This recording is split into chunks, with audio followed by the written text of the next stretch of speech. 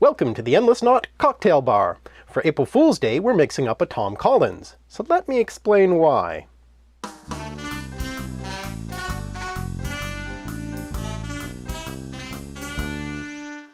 The drink we now know as the Tom Collins, gin, lemon juice, sugar, and soda water, was probably originally invented by and named after one John Collins, bartender at Limmer's Hotel in West London in the early decades of the 19th century. A rhyme written by Charles and Frank Sheridan, grandsons of the more famous playwright Richard Sheridan, identifies the bartender as the inventor of a popular gin punch, which sounds very much like the Tom Collins of today. So why the change of name? Well, it might be that the drink came to be made with a particular type of sweet gin popular at the time, called Old Tom. So called either because of the black cat, think Tomcat, signs that marked out illicit sellers of the beverage, or because it was named after Thomas Chamberlain of the Hodges Distillery, who supposedly invented it in the late 18th century. Either way, by the time the drink made its first appearance in the 1876 cocktail recipe book by American celebrity bartender Jerry Thomas, the name change had occurred. Or an odd hoax, which was somewhat inexplicably all the rage in 1874 in America, might be responsible for this change from John to Tom. More of a practical joke than a hoax, really. The prankster tells the target that this guy, Tom Collins, and no one knows why that name was always used, has been bad-mouthing him and that he's just around the corner. All worked up, the butt of the joke storms off around the corner to find that jerk Collins, and when there's no such person, well, hilarity apparently ensues. Guess you had to be there. And that's why the Tom Collins is the drink for a day devoted to hoax, pranks, and practical jokes, and this brings us to that larger topic. We're all familiar with crop circles, for instance, and celebrity death hoaxes on the internet. Probably the most famous celebrity death hoax predates the internet, however, the notorious Paul is dead rumor of the 1960s. But the phenomenon goes back even farther, with perhaps the earliest example being when satirist Jonathan Swift, under the pseudonym Isaac Bickerstaff, took a potshot at astrology by predicting that then-famed astrologer John Partridge would die on April 1st, 1708. Though the man wasn't actually dead, he was widely believed to be, and the hoax ended up irreparably damaging the astrologer's reputation. So, it seems when it comes to hoaxes and pranks, we're never going to give them up, and they're never going to let us down. Speaking of jokes, hoaxes, and pranks, the word joke comes from Latin jocus, with a similar meaning, going back to a Proto-Indo-European root yek, meaning to speak. As for hoax, it either comes from the same Latin root, or it's a contraction of hocus, as in hocus pocus, the fake Latin phrase a magician might use, derived perhaps from hoc est corpus, from the text of the Mass. The etymology of prank is uncertain, but one suggestion is that it comes from a Dutch root meaning to adorn, flaunt, make a show, going back to Proto-Germanic meaning press or squeeze. Practical jokes and hoaxes have been around forever, of course, but the specific forms they take and the fascination they hold for onlookers often reflect their particular historical moments or social conditions. A standard modern prank is the prank pizza call, sending a big order of pizza to either a non-existent address or to a friend you're trying to prank, who is then on the hook for paying for all that unwanted pizza. But that's just plain amateurish compared to the 19th century version, the most famous of which is the Berners Street hoax. In 1810, prankster Theodore Hook bet his buddy Samuel Beasley that he could make any address in London the most talked about house in town in a week. He won the bet by sending dozens upon dozens of tradesmen to one house on Berners Street on the same day.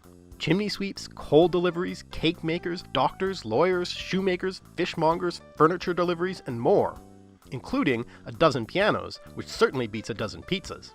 Even the Governor of the Bank of England, the Chairman of the East India Company, the Duke of Gloucester, and the Mayor of London were called to the house.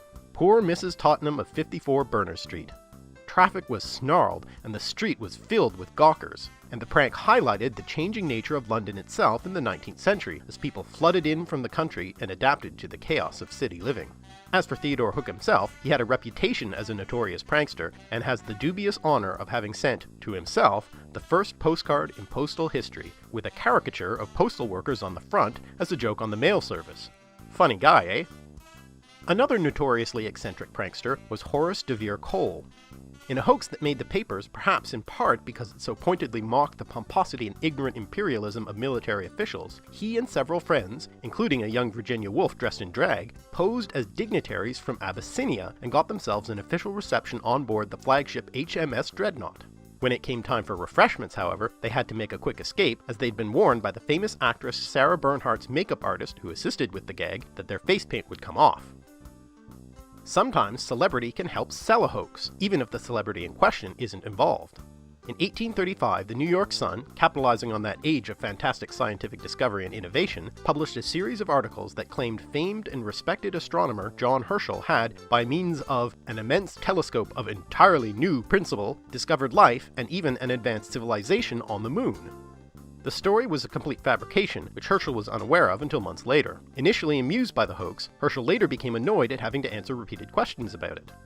One who was annoyed immediately was writer Edgar Allan Poe, who accused the paper of plagiarizing his own moon hoax a few months earlier, pointing out that the likely perpetrator of the hoax was Richard Adam Locke, writer for The Sun, who had previously been Poe's editor. Poe had the last laugh, though, by some years later publishing his own successful hoax in the New York Sun about a cross-Atlantic balloon voyage, thus I suppose recouping some of his lost royalties. Over the years there have been many literary hoaxes as well. Teenage 18th century poet Thomas Chatterton produced rather convincingly medieval-sounding poetry under the name Thomas Rowley, and ended up being a major influence on the English Romantic movement. Even more influential on the Romantic movement was the epic poetry of the Scot Ossian from the 3rd century. Except it wasn't from the 3rd century, but was largely forged by 18th century schoolmaster James Macpherson. Most were taken in by the forgery, but not the great lexicographer Samuel Johnson, who set about disproving the Ossian poems as fakes. Indeed, writers can be both debunkers and dupes in historical hoaxes. One such example is the story of the ghost of Cock Lane, a street so named because it was the site of legal brothels during the Middle Ages.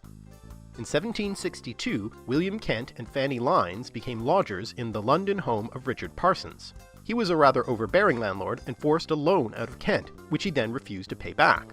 While staying at the house, Fanny heard an otherworldly scratching noise. The couple left the apparently haunted house, and soon after Fanny died of smallpox.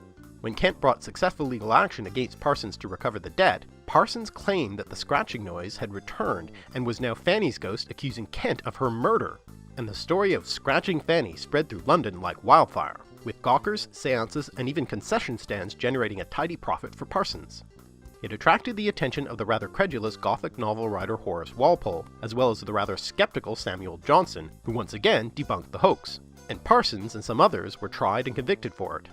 Dr. Johnson, 18th century Ghostbuster. Another overly credulous author was, surprisingly, Sir Arthur Conan Doyle, creator of Sherlock Holmes, the epitome of rationalism. Doyle was actually an avowed spiritualist and believed in the supernatural, much to the consternation of his sometimes friend Harry Houdini, who, in spite of, or perhaps because of his profession, took up the debunking cause, even at the cost of his friendship with the famous writer. Houdini even hired horror writer H.P. Lovecraft to ghostwrite, if I can use that phrase with a straight face in this context, a book debunking the supernatural. And as for Doyle, one of the hoaxes he was caught up in and promoted with some vigor was the famous case of the photographs of the Cottingley fairies. Turns out they were simply cardboard cutouts made and photographed by the two young girls, Elsie Wright and Frances Griffiths, between 1917 and 1920. But it's possible Doyle got his revenge on the doubters and haters. For years, scientists searched for an example of the missing link between ape and human, and they thought they'd discovered it in the Piltdown Man skull, supposedly found by fossil collector Charles Dawson in 1912.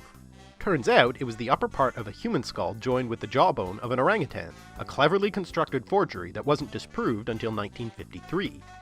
It's unknown who the perpetrator was, but the list of suspects includes Dawson himself, Sir Arthur Conan Doyle, and Horace de Vere Cole, that inveterate prankster behind the Dreadnought hoax. Either way, it seems to have been intended as a joke on the scientific establishment that got out of hand. Sometimes the establishment can be behind the hoax, as in the case of the April Fool's Day joke pulled by the BBC News show Panorama that convinced many viewers in 1957 that spaghetti grew on trees, and that nothing beat freshly harvested pasta. Many later wrote in asking how they could go about starting their own spaghetti trees. Well, it was the 1950s, and spaghetti was still a somewhat exotic cuisine in England. But for many people, April Fool's is about practical jokes, like that old standard, the Joy Buzzer, a concealed device which vibrated, surprising the receiver of a handshake, invented by the king of novelty devices, Soren Sorensen Adams. Sam Adams, as he was called, who, by the way, turned down the whoopee cushion as too crude, also invented the dribble glass. Maybe an appropriate glass for a Tom Collins? Except that he sort of didn't. Invent it, that is. The concept actually goes back, apparently, to the ancient Greek philosopher Pythagoras. The Pythagorean cup, though, works on a slightly different principle. It operates as a normal cup as long as it isn't overfilled, but if one is greedy and takes too much to drink, it creates a siphon, sucking the entire contents of the cup and pouring it out a hole on the bottom. Everything in moderation, I suppose. As for less philosophically minded jokes, as far back as the 18th century, people would send invitations to witness the non-existent ceremony of the washing of the lions in the moat of the Tower of London on April 1st, a prank that persisted into the 19th century. But how far back does April Fool's Day itself go? There are many theories about the origins of April Fool's Day, none of them entirely convincing, so perhaps the joke's on us. The most widely held theory is that it relates to a calendar reform in France in 1564, the Edict of Roussillon, which moved the official start date of the new year from April 1st to January 1st. Anyone still celebrating on the old day would be mocked by having a paper fish stuck to their back and being called Poisson d'Avril, which is still the French term for April Fools. Good joke, eh? Actually, the fish connection might not be as surreal as it initially seems. The explanation is that in spring, the newly hatched fish were so plentiful and young that they were easy to trick with a lure, so they were thought of as foolish. And it's been suggested that the spring equinox was already considered a time of revelry and mischief-making, much like the winter solstice. Another theory is that April Fool's Day goes back at least as far as Chaucer in the 14th century. There is a possible association of foolishness and trickery with the date April 1st in Chaucer's Canterbury Tales, in which he tells an animal fable about the cock, Chanticleer, who is proud and vain, being tricked into singing for the fox, who then snatches him up. The fox is then in turn tricked into calling out by Chanticleer, who makes good his escape. Chaucer seems to date the story to April 1st, so while it's not a clear reference to April Fool's Day as a custom, it may be a possible reflection of the time of year's connection to foolishness. There's an even earlier possible association in the legend of the Wise Men of Gotham, who purportedly tricked King John out of building a public road through their village by all acting mad, doing such things as trying to drown an eel and trap a cuckoo in a roofless fence. Supposedly then, April Fool's Day commemorates this event. And there's a reference to the Fools of Gotham in the medieval Townley mystery plays, so there seems to be some genuinely old association there. Many years later, by the way, writer Washington Irving bequeathed the nickname Gotham to New York City, which was later still picked up on as the fictional city in the Batman comic books. I wonder what the Joker would think of that connection.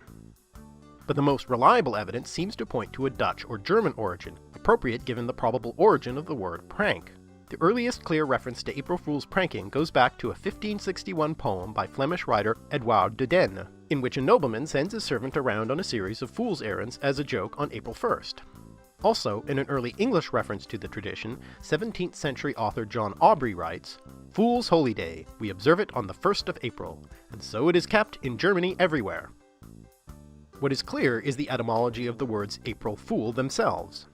April comes to English through Latin ultimately from the Greek goddess of love, Aphrodite, appropriate since the month is sacred to the equivalent Roman goddess, Venus. Fool comes through French from Latin follus, meaning bellows, think windbag or airhead.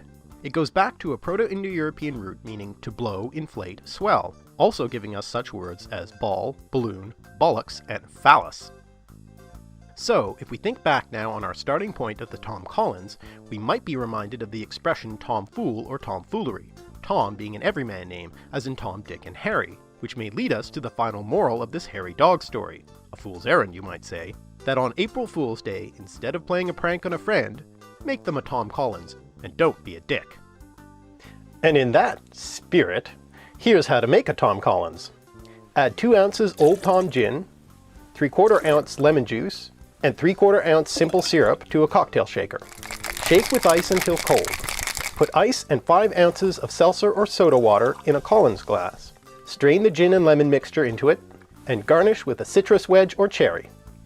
Thanks for watching. If you've enjoyed these etymological explorations and cultural connections, please subscribe to this channel or share it. You can also sign up for email notifications of new videos in the description below. And check out our Patreon page where you can make a contribution to help me make more videos. Leave a comment or question, or tweet @alliterative. You can also read more of my thoughts on my blog at alliterative.net.